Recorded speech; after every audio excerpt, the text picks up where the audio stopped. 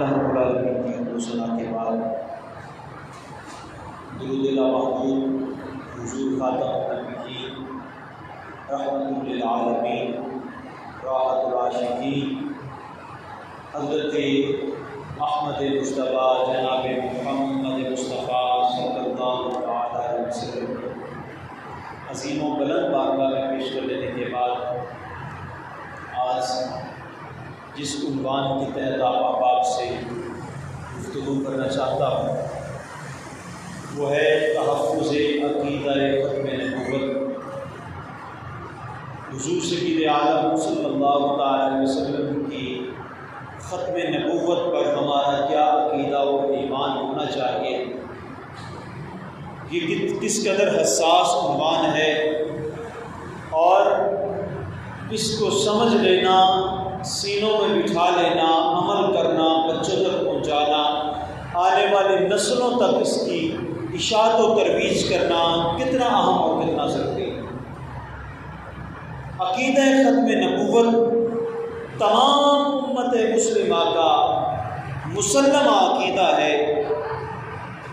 یہ وہ عقیدہ ہے، کوئی مسلمان کسی مسلک سے تعلق رکھتا ہو، کسی مشرب سے تعلق رکھتا ہو، کسی قسم کے نظریات سے تعلق رکھتا ہو، عقیدہ ختم نبوت اتنا ہی اہم ہے جتنا عقیدہ توحید ضروری ہے۔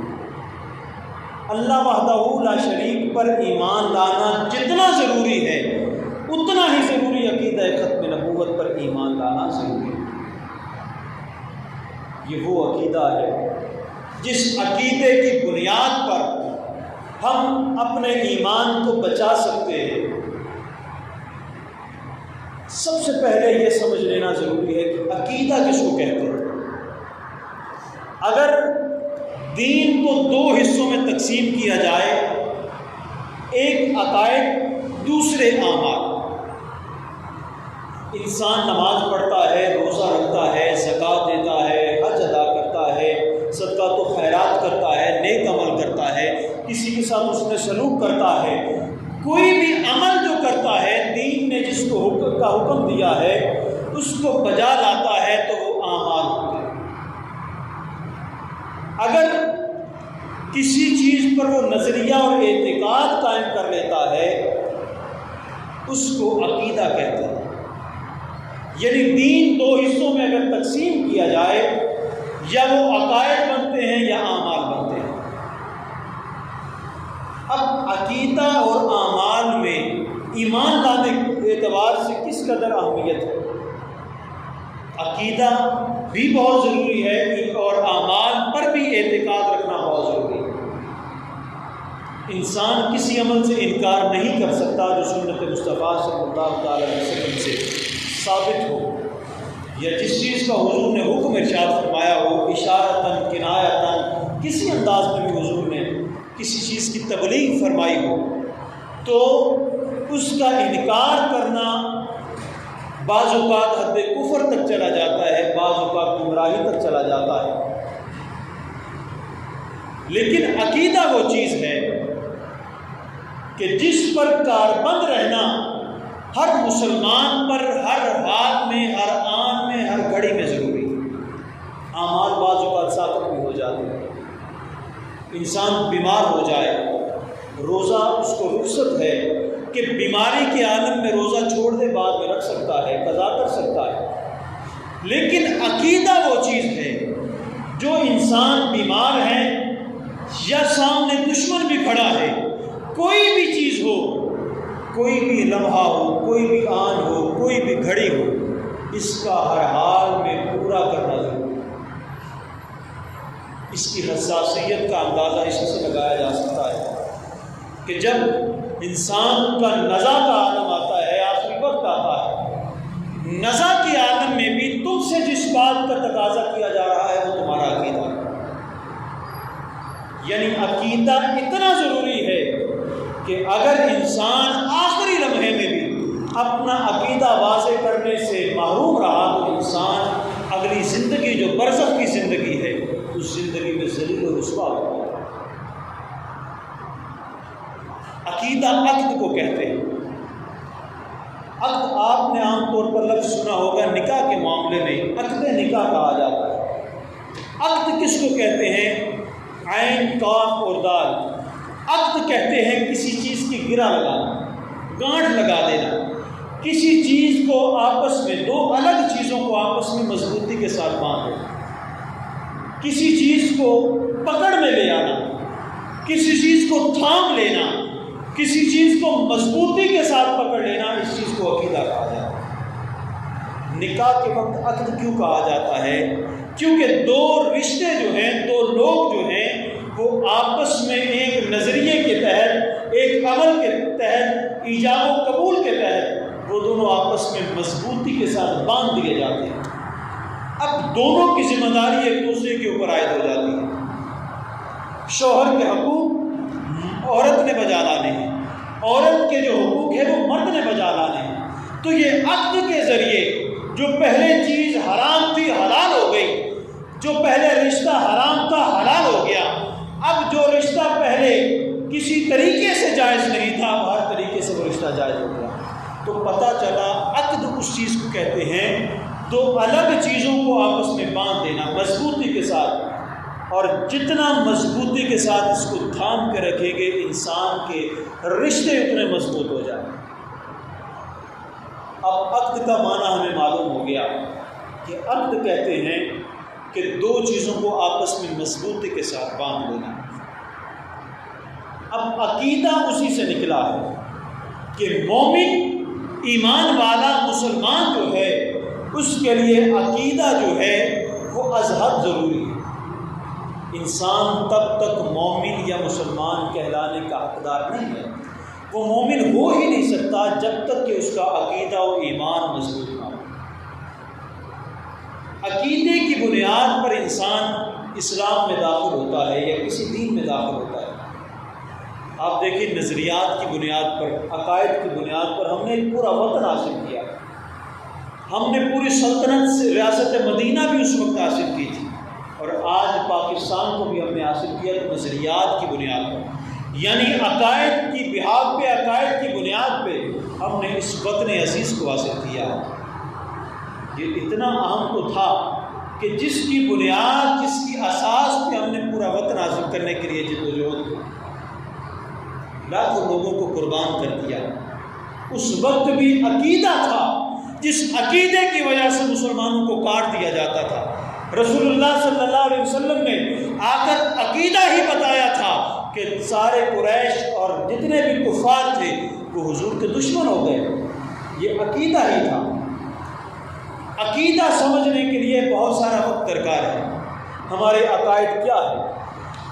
آمنت باللہ وملائکتہ وکتبہ ورسلہ والیوم الآخر والقدر خیرہ وشرہ من اللہ تعالی والبعث بعد الموت، کہ ہم اللہ تعالیٰ پر بھی ایمان لاتے ہیں، اللہ کے ملائکہ پر بھی ایمان لاتے ہیں، اللہ نے جتنی آسمانی کتابیں نازل کی ہیں ان پر بھی ایمان لاتے ہیں، جتنے رسول اللہ نے بھیجے ہیں، جتنے اتھینٹک رسول ہیں، جتنے انبیاء ہیں ان پر بھی ایمان لے کر آتے ہیں۔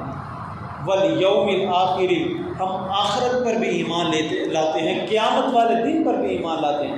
والقدر خیرہ وشرہ، اور جو اچھی اور بری تقدیر ہے من اللہ تعالی، ہم اس پر بھی ایمان لاتے ہیں۔ جو اللہ تعالیٰ کی جانب سے تقدیر بن کے چیز آتی ہے ہم اس پر بھی ایمان لاتے ہیں۔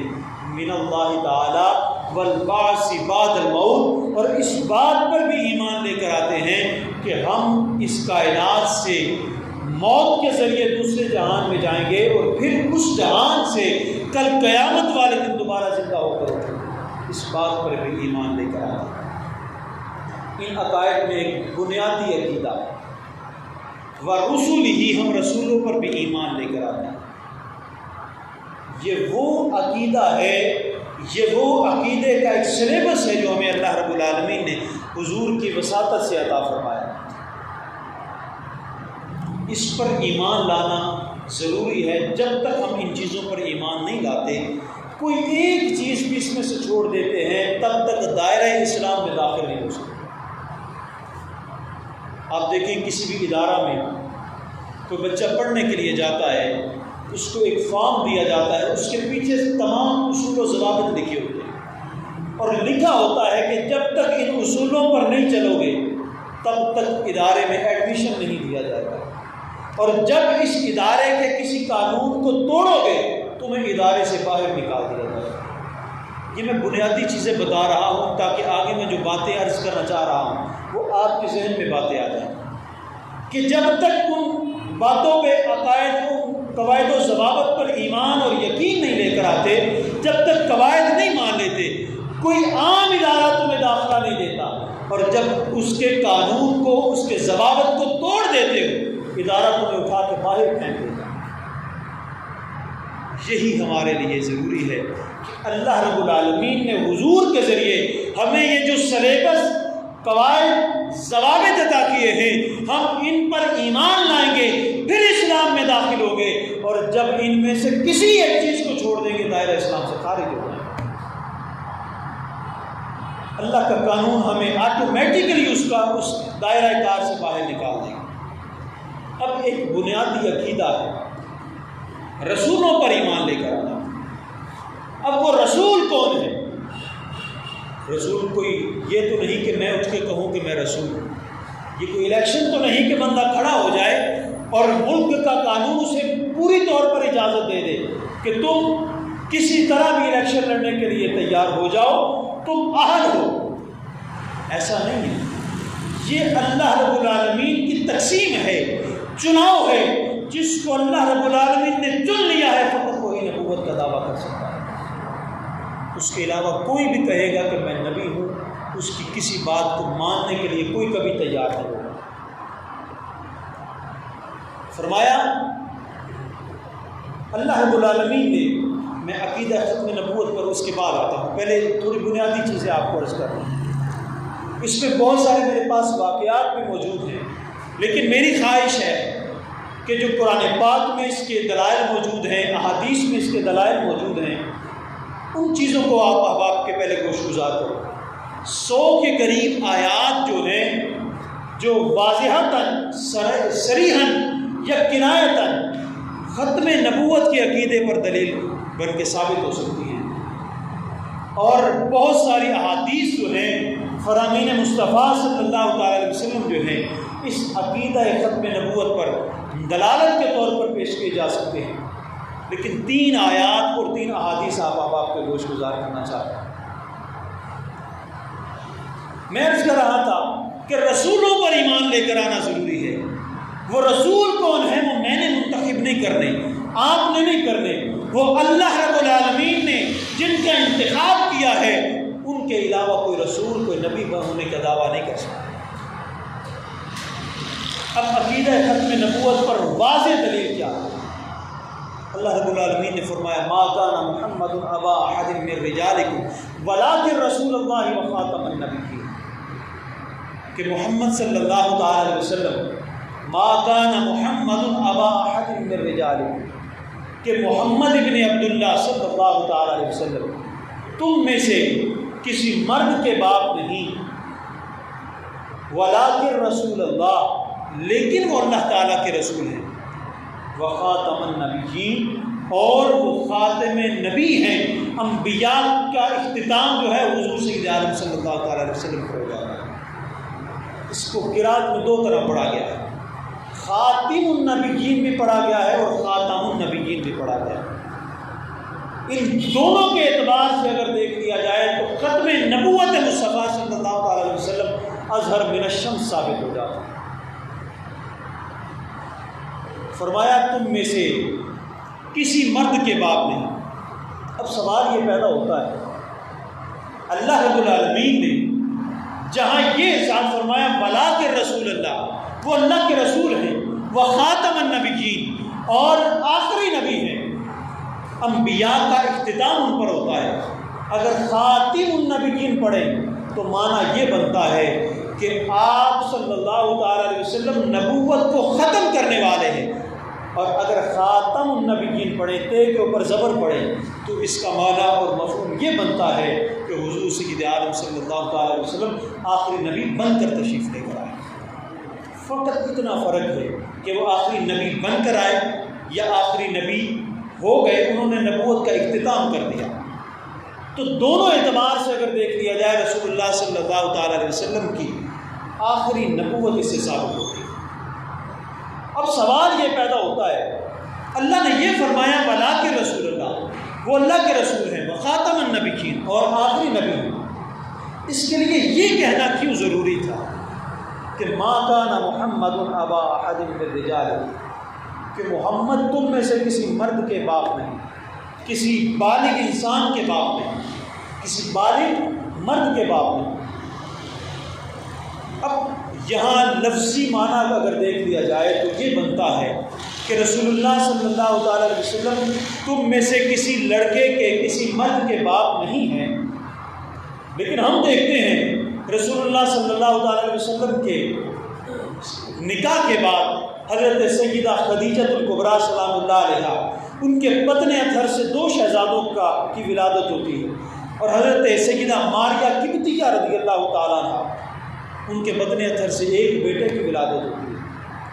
حضرت خدیجہ الکبریٰ رضی اللہ تعالیٰ عنہ، آپ کے بطن اطہر سے حضرت سیدنا قاسم رضی اللہ تعالیٰ عنہ کی ولادت ہوتی ہے۔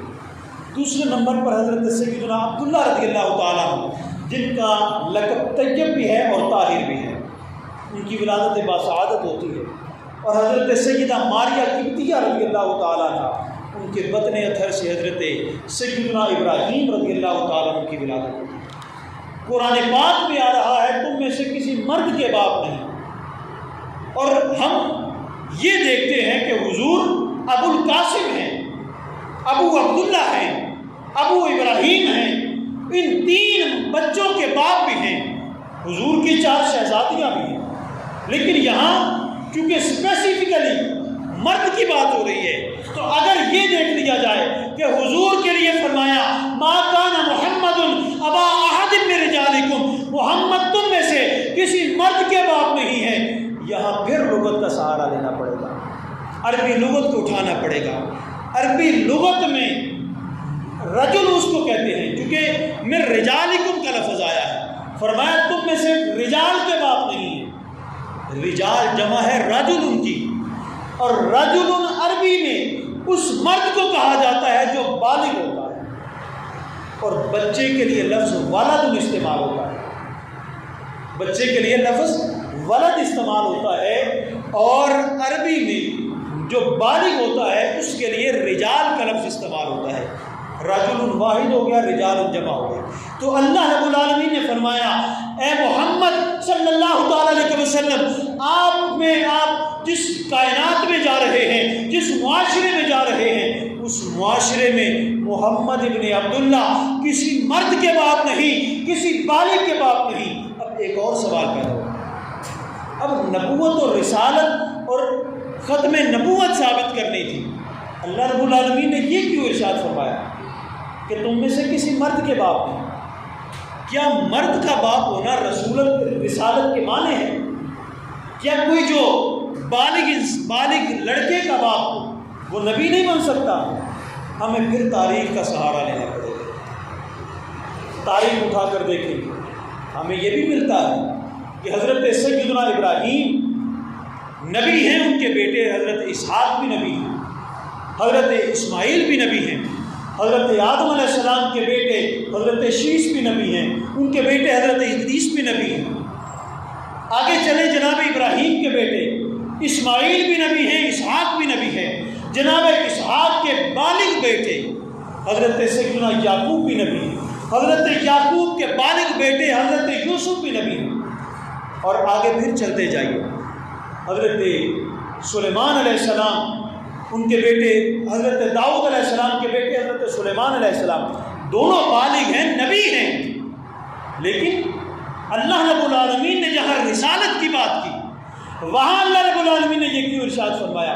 سوال تو وہی کا وہی ہے کہ جہاں اللہ نے یہ فرمایا ولا کے رسول اللہ، لیکن وہ اللہ کے رسول ہیں، وہاں یہ کیوں ارشاد فرمایا کہ ما کان محمد ابا احد من رجالکم، کہ محمد تم میں سے کسی مرد کے باپ نہیں، کسی بالغ کے باپ نہیں۔ ہمیں یہ بھی تاریخ سے مل گیا، ہمیں یہ بھی قرآن کی آیات سے مل گیا کہ حضرت ابراہیم کے بیٹے حضرت سیدنا اسحاق ہیں، اسحاق کے بیٹے سیدنا یعقوب ہیں، سیدنا یعقوب کے بیٹے سیدنا یوسف علیہ السلام ہیں، لیکن اللہ نے فرمایا تم میں سے کسی مرد کے باپ نہیں، ولیکن رسول اللہ، لیکن اللہ کے رسول ہیں۔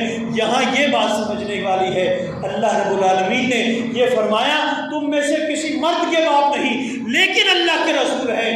اللہ رب العالمین نے یہاں یہ ثابت نہیں فرمایا کہ کسی رسول کے جو رسول ہیں وہ کسی بیٹے کے بالغ کے باپ ہیں، یہاں یہ ثابت فرمایا ہے وَخَاتَمَ النَّبِيِّينَ، اس لفظ کا تعلق رسالت کے ساتھ نہیں بلکہ خاتم النبیین ہونے کے ساتھ تعلق ہے۔ اللہ نے فرمایا نبی ہونے کے لیے کوئی بھی ایسی چیز رکاوٹ نہیں، کوئی بالغ بیٹا رکاوٹ نہیں، کوئی بالغ اولاد رکاوٹ نہیں۔ رکاوٹ اگر کسی چیز میں حائل یہ بیٹا بالغ رکاوٹ ہے تو رسالت میں نہیں بلکہ ختم نبوت میں رکاوٹ ہے۔ اب ایک اور سوال جنم لیتا ہے، میں سمجھ رہا ہوں آپ کے لیے یہ شروع میں سمجھنا مشکل ہو رہا ہے، لیکن جب میری آیہ مبارکہ کی یہ تفصیل مکمل ہوگی انشاءاللہ آپ سمجھ جائیں گے۔ فرمایا یہ رسالت کے معنی نہیں ہے، یعنی رسالت اس بندے کو ضروری نہیں کہ اس بندے کو دی جائے جس بندے کا بالغ بیٹا نہ ہو، بلکہ اس آیہ مبارکہ میں اللہ نے یہ جو فرمایا ہے ولیکن رسول اللہ، یہ تو رسالت کا ذکر فقط اللہ رب العالمین نے ختم نبوت کے اس بات کے لیے کیا ہے، ثابت کرنے کے لیے کیا ہے۔ یہ جو خاتم النبیین ہے اس کے لیے اللہ نے فرمایا کہ کوئی بھی ایسا نہیں ہے جو یہ دعویٰ کر سکے، کوئی بھی بالغ آدمی ایسا نہیں جو دعویٰ کر سکے کہ میں محمد بن عبداللہ کا بیٹا ہوں۔ اب اس کی بھی کیا ضرورت تھی؟ اب اس کی ضرورت یہ تھی اللہ رب العالمین نے اپنے انبیاء کو فضائل دیے، کمالات دیے، معجزات دیے، شانیں دی، عظمتیں دی، مقامات دیے، رفعتیں عطا فرمائے۔ اب کوئی بھی شان تب شان بنتی ہے جب وہ شان رسول اللہ صلی اللہ علیہ وسلم کی ذات کے اندر موجود ہے۔ کوئی بھی شان تب شان بنتی ہے جب رسول اللہ کی ذات کے اندر موجود ہو۔ اس کی وجہ یہ ہے کہ کوئی شان تب تک شان بن ہی نہیں سکتی جب تک رسول اللہ کے صدقے میں نہ دی جائے۔ اس کو تھوڑا آسان کرتا ہوں، میری جیب میں اگر پیسے موجود نہیں تو میں آپ کو کیسے دے سکتا ہوں؟ میری جیب میں اگر کوئی چیز موجود ہی نہیں، میری ملکیت میں نہیں ہے، میں آپ کو کیسے دے سکتا ہوں؟ اب ہمارے عقیدے میں یہ دعویٰ ہے ہمارا کہ کسی کو بھی جو شان ملتی ہے وہ تب ملتی ہے کہ جب اس بندے کے پاس، جب رسول اللہ صلی اللہ تعالیٰ علیہ وسلم کے صدقے میں اس کو نصیب ہو جائے۔ اب انبیاء کو جتنی شانیں ملی، یہاں تک کہ نبوت ملی حضور کے صدقے، رسالت ملی حضور کے صدقے، امامت ملی حضور کے صدقے، اولاد ملی حضور کے صدقے، جو شہرت اور تمام ثروتیں ملی ہیں حضور کے صدقے ملی ہے۔ نبی کو نبوت اس وقت ملتی ہے جب حضور کے صدقہ دیا جاتا ہے، کسی ولی کو ولایت اس وقت ملتی ہے جب حضور اذن عطا فرماتے ہیں۔ تو جو شان انبیاء کو اللہ رب العالمین نے عطا فرمائی، یعنی اللہ رب العالمین نے انبیاء کو صاحب اولاد بنایا ہے، تو صاحب اولاد ہونا یہ اللہ کے انبیاء کی طرف اللہ کی نعمت تھی، اللہ کی طرف سے رحمت تھی۔ یہ کس کے صدقے ملی؟ یہ حضور کے صدقے ملی، یہ حضور کے صدقے جو نعمت مل گئی۔ اب لوگوں کے ذہن میں یہ بات آ سکتی ہے، اگر حضور کو اللہ رب العالمین بیٹوں کی نعمت سے نہ نوازتا، لوگوں کے ذہن میں یہ آ سکتا تھا، لوگ تانا دے سکتے تھے کہ ایسا، لوگ یہ تانا دے سکتے ہیں کہ محمد صلی اللہ تعالیٰ علیہ وسلم کسی لڑکے کے باپ نہیں، آپ کے گھر کے اندر کسی بچے کی ولادت نہیں ہوئی، جتنی پیدا ہوئی ہیں وہ بیٹیاں پیدا ہوئی۔ اللہ رب العالمین نے 3 شہزادے دے کر یہ اس تانے سے حضور کو بچا لیا کہ کوئی کل سر اٹھا کر یہ نہ کہہ سکے کہ محمد ابن عبداللہ کسی بیٹے کے باپ نہیں۔ پھر بیٹوں کو بلا بھیج کے واپس بلا لیا، اس لیے بلا لیا کہ میرے نبی کی ختم نبوت میں وہ کہیں حائل نہ ہو جائے۔ کیوں کہ لوگ یہ کہہ سکتے تھے کہ اللہ نے ابراہیم کو بیٹے دیے، وہ نبی بنے، اللہ رب العالمین نے جناب اسحاق کو بیٹا دیا وہ بھی نبی بنا، جناب یعقوب کو بیٹا دیا وہ بھی نبی بنا۔ اب محمد ابن عبداللہ کے بیٹے نعوذ باللہ اس اہل نہیں تھے کہ وہ نبی بن سکتے، اس لیے وہ نبی نہیں بن سکے۔ اب وہ شانیں جو اللہ نے اپنے انبیاء کو پھر ان کی اولادوں کو عطا فرمائی، اب رسول اللہ کے بیٹے جوان ہونے کے بعد نبی نہ بن سکتے تو وہ شان میں ایک درجہ کم ہو جاتا۔ اللہ رب العالمین نے یہ گوارا نہیں کیا کہ کل کو کوئی سر اٹھا کے یہ تانا دے سکے، رسول اللہ کو یہ کہہ سکے اللہ نے آپ کو بیٹے نہیں دیے، اور اس تانے سے بھی بچا لیا کہ کل کو کوئی سر اٹھا کر یہ نہ کہہ سکے کہ رسول اللہ صلی اللہ علیہ وسلم کا محمد ابن عبداللہ کا بیٹا جوان ہو گیا لیکن وہ اس قابل نہیں تھا کہ وہ نبی بن سکے۔ اللہ نے بیٹا دے دیا پھر واپس بلا لیا اور فرما دیا ما کان محمد ابا احد من رجالکم ولکن رسول اللہ وخاتم النبیین۔ اللہ رب العالمین نے محمد ابن عبداللہ کو بیٹے دیے ہیں اور واپس لے لیے ہیں کہ کل کو کوئی سر اٹھا کر یہ نہ کہہ سکے کہ میرے نبی کے جو بیٹے ہیں وہ اس قابل نہیں تھے کہ وہ نبوت کے مقام پر فائز ہو سکے۔ یہ تھی وہ دلیل کہ جس کی وجہ سے اللہ رب العالمین نے بیٹے عطا فرما کر واپس کو لے لیا۔ اور یہ بھی تصور پایا جا سکتا تھا کہ کل رسول اللہ صلی اللہ تعالیٰ علیہ وسلم کے وصال کے بعد کوئی سر اٹھا کر یہ نہ کہہ دے کہ ہم جانشین مصطفیٰ حضور کے صاحبزادے کو بناتے ہیں اور جیسے جانشین بنا رہے ہیں ویسے ان کو نبی بھی بنا رہے ہیں۔ اس وجہ سے اللہ رب العالمین نے اس چیز کا خاتمہ فرما دیا کہ اللہ نے اپنے نبی کو بیٹے دے کے واپس بلا لیے کہ کوئی میرے نبی پر تان و تشریح کے تیر نہ برسا سکے، اور کل میرے نبی کے وصال کے بعد کوئی ان کے بیٹوں کو کوئی نبی نہ مانے۔ اس وجہ سے اللہ رب العالمین نے یہ واپس لے لیا۔ پھر دوسری آیت مبارکہ میں نے عرض کیا تھا کہ 3 آیات 3 احادیث بیان کرنی ہے، لیکن ابھی ایک آیت مبارکہ کی تفسیر بیان کر سکا ہوں۔ ایک اور آیت مبارکہ فرمایا وَإِذْ أَخَذَ اللَّهُ مِيثَاقَ النَّبِيِّينَ لَمَا آتَيْتُكُم مِّن كِتَابٍ وَحِكْمَةٍ ثُمَّ جَاءَكُم رَّسُولٌ مُّصَدِّقٌ لِّمَا مَعَكُمْ لَتُؤْمِنُنَّ بِهِ وَلَتَنصُرُنَّهُ۔ اس آیت مبارکہ کی تفسیر کیا ہے؟ میں نے جیسے شروع میں عرض کیا تھا کہ رسول کون ہو سکتا ہے جس کو اللہ رب العالمین رسول بناتا ہے؟ ایرا غیرہ اٹھ کے رسالت اور نبوت کا دعویٰ نہیں کر سکتا۔ رسول کون ہے؟ اللہ رب العالمین نے عالم ارواح میں ان تمام روحوں کو جمع کیا جن روحوں کو اللہ رب العالمین نے اس کائنات میں یا نبی بنا کر بھیجنا تھا یا رسول بنا کر بھیجنا تھا۔ اور آج کا یہ ماحول بھی دیکھ لیں، جب بھی کسی کو کوئی منصب دیا جاتا ہے منصب دینے کے بعد اسے حلف کیا جاتا ہے۔ اب اللہ رب العالمین نے ان ارواح کو جمع فرمایا جن ارواح کو اللہ رب العالمین نے نبوت اور رسالت کا تاج پہنانا تھا۔ ان ارواح کو بلا کے اللہ رب العالمین نے ان کے سامنے منشور پیش فرمایا اور حلف برداری کی یہ تقریب منعقد ہوئی۔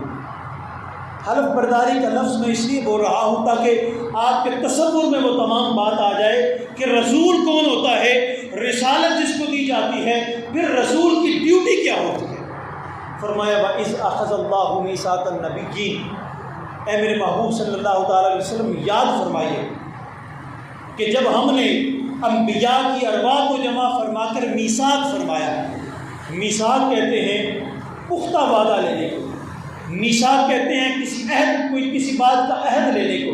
فرمایا وَإِذْ أَخَذَ اللَّهُ مِيثَاقَ النَّبِيِّينَ، اے محبوب یاد فرمائیے کہ جب ہم نے انبیاء سے میثاق لیا، لَمَا آتَيْتُكُم مِّن كِتَابٍ وَحِكْمَةٍ، کیا وعدہ لیا کہ تم نے اس کائنات سے اس کائنات میں جانا ہے، عالم ارواح سے عالم شہادت میں جانا ہے۔ لَمَا آتَيْتُكُم مِّن كِتَابٍ وَحِكْمَةٍ، تم جب کائنات میں چلے جاؤ، تشریف لے جاؤ، پھر جب تمہیں نبوت اور رسالت کے منصب عطا کیا جائے، لَمَا آتَيْتُكُم مِّن كِتَابٍ وَحِكْمَةٍ، تمہیں کتاب بھی دے دی جائے، حکمت بھی دے دی جائے، ثُمَّ جَاءَكُمْ رَسُولٌ۔ اب یہاں تک تو انبیاء یہ سوچ رہے تھے، اللہ نے ہمیں منصب رسالت عطا فرمایا ہے، اللہ رب العالمین ہم سے یہ وعدہ لینے والا ہے کہ جب کائنات میں چلے جاؤ میرے ساتھ تم نے ہمیشہ کے ساتھ وفا کرنی ہے، جو کیونکہ بندہ کسی کو کسی جگہ پر بھیجتا ہے، جا کر یہ کہتا ہے کہ میں تمہیں بھیج رہا ہوں، لیکن یہ بات یاد رکھنا ہمیشہ میری وفاداری کرنا۔ لیکن اللہ رب العالمین جب حلف لے رہا ہے، جب حلف برداری کی تقریب ہو رہی ہے، اس میں اللہ رب العالمین نے حلف کیا لیا؟ فرمایا کہ جب تمہیں کتاب و حکمت عطا فرما دی جائے، ثم جاءکم رسول، پھر جب میرا رسول آ جائے۔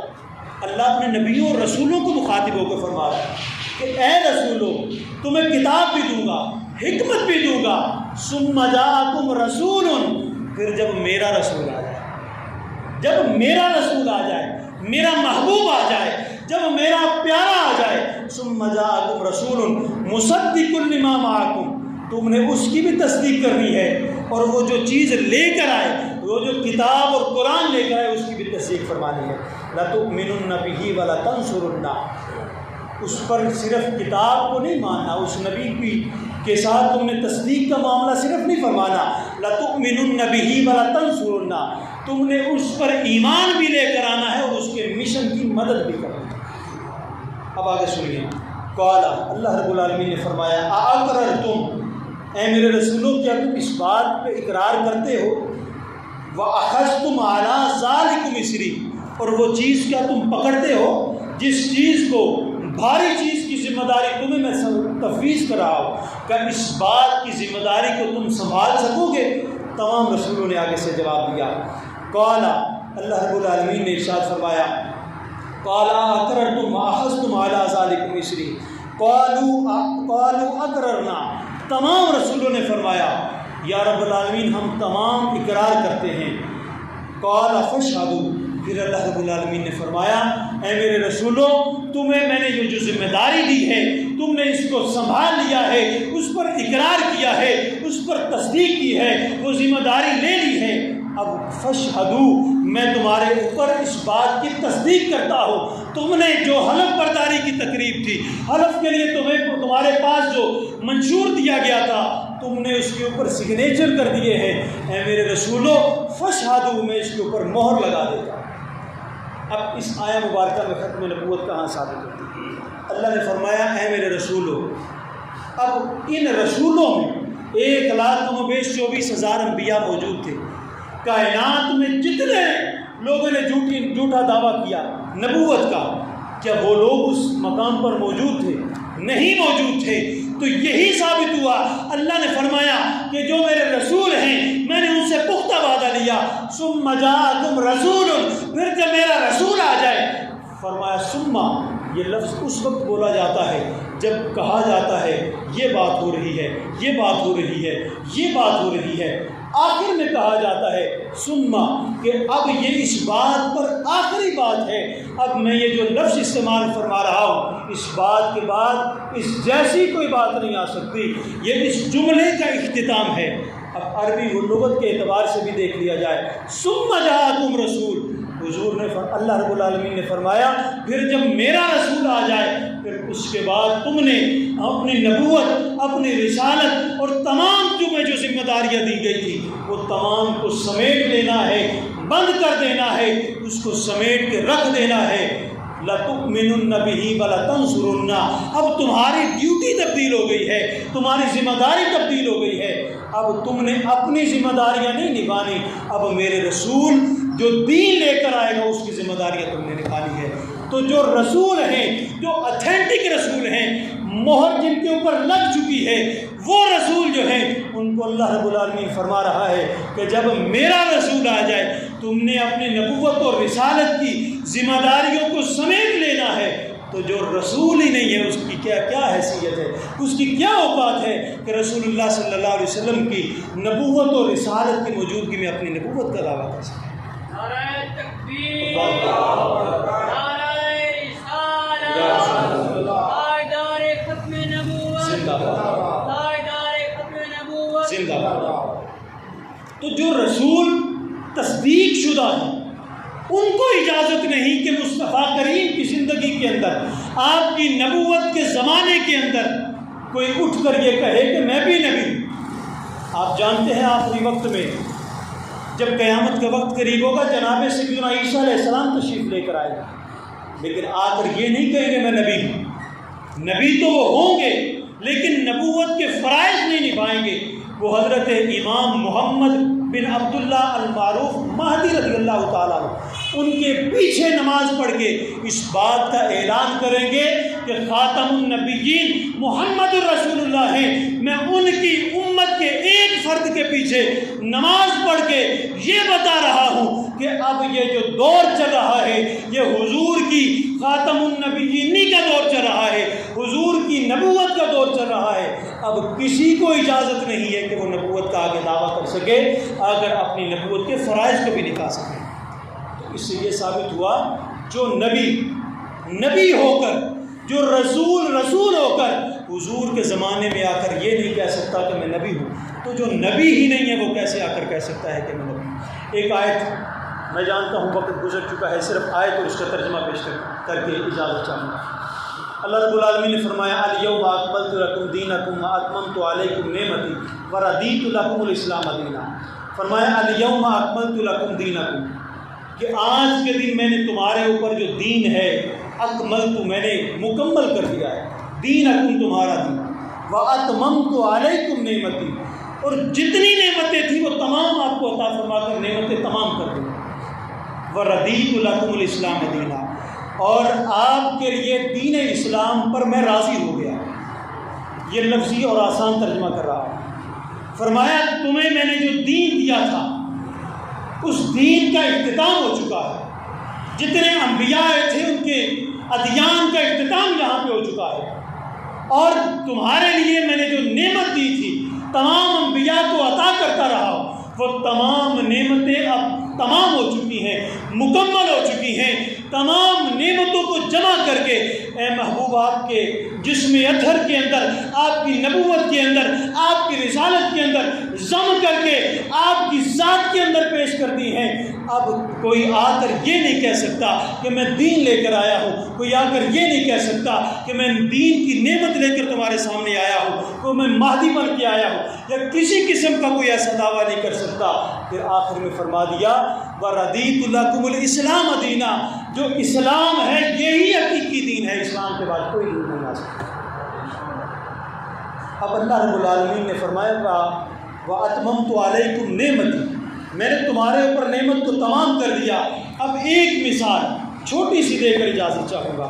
اللہ رب العالمین نے انبیاء کو بھیجے، انبیاء ستاروں کی مانند آتے رہے، آ کر چمکتے رہے، آسمان کو جگمگاتے رہے۔ ہر نبی آیا اپنے اپنے مقام پر آ کر اپنی ڈیوٹی دیتا رہا، ہر رسول آیا اپنے مقام پر آ کر چمکتا رہا۔ آپ ذرا تصور میں آسمان لے کر آئیے، ہر نبی آیا ستاروں کی طرح چمکتا رہا، ہر رسول آیا چاند کی طرح چمکتا رہا، لیکن جب اللہ رب العالمین نے اپنے نبی کو ماہ تمام بنا کر بھیجا اور مہتاب بنا کر بھیجا، سورج بنا کر بھیجا، سورج جب طلوع ہوا اب چاند بھی چھپ گیا، اب ستارے بھی چھپ گئے۔ اللہ نے فرمایا تمام انبیاء کو جتنی میں نے نعمتیں دی تھی، جتنی میں نے برکتیں دی تھی، جتنی نبوت اور رسالت دی تھی، اور تمام چیزوں کو جمع کر کے یا رسول اللہ آپ کی ذات کے اندر رکھ دیا ہے۔ اب آپ کا سورج طلوع ہو گیا ہے، اب سورج کے سامنے تمام ستارے چھپ گئے ہیں۔ یا رسول اللہ آپ کی نبوت و رسالت کا سورج پورے عالم کے اندر چمک رہا ہے، دمک رہا ہے۔ اور اعلیٰ حضرت رحمۃ اللہ تعالیٰ نے اسی کے ترجمانی کرتے ہوئے آپ نے بڑے خوبصورت انداز میں ارشاد فرمایا، کیا خبر کتنے تارے کھلے چھپ گئے پر نہ ڈوبے، نہ ڈوبا ہمارا نبی۔ انشاءاللہ زندگی نے اگر وفا کی تو اس موضوع پر بہت ساری آیات اور بہت ساری احادیث، اور جو اصل ایشو ہے، اصل مسئلہ ہے فتنہ قادیانیت جو ہے، اس کے سد باب کے لیے چند گزارشات عرض کروں گا۔ دعا فرمائے اللہ رب العالمین حضور سید عالم صلی اللہ تعالی علیہ وسلم کی ختم نبوت پر ہمیں کامل ایمان عطا فرمائے اور ختم نبوت پر کام کرنے کی توفیق عطا فرمائے۔ آمین۔